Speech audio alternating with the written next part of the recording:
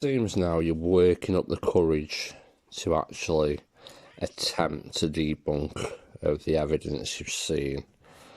Obviously, the weights were shown and verified, so you can't really debunk that. The heights were also shown, so you can't really debunk that. I don't think you'd be daft enough to deny gravity, so your main focus now seems to be on the spring. That's the questionable part. We're coming around to the spring all the time. You seem to be saying that springs are 85% inefficient. Where you get that number from, I don't know. Probably the same as usual, you just pluck it out your head. But from the footage, you can see that when it comes in, you've got to think what's compressing that spring. Obviously, it's force over a distance, which is equal to energy. When we're talking about spring efficiency, it's the amount of force you put into the spring and then the amount of force you get back out. That's the efficiency.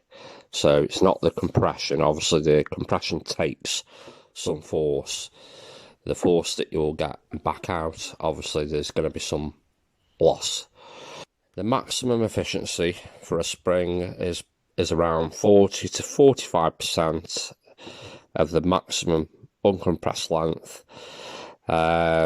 So maximum efficiency is between 29.8 and 33.52.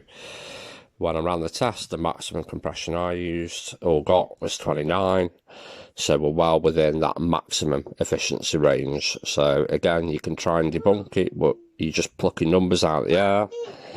In the footage you've obviously seen and watched, and maybe watched time and time again, and you're trying to wheedle your way out of it.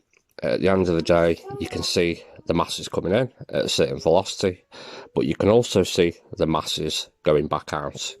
Obviously, the velocity that they go back out with isn't the same as what they come in with, but we're talking like 98% efficient or something like that, probably higher.